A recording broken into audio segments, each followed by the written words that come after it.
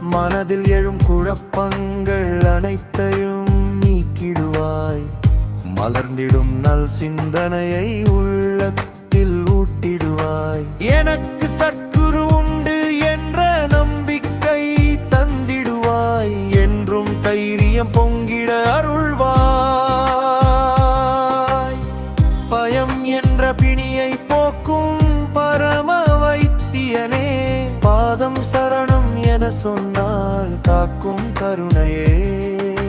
தடைகள் எல்லாம் தவிர்த்து வழி காட்டும் தேசிகனே, தவமாய் விளங்கும் சித்தரே. ஆன்மீக ஒளி புகட்டி ஆத்ம ஞானம் தருவாய். அமைதியின் அமுதம் ஊற்றி ஆனந்தம் பெருகிடுவாய்.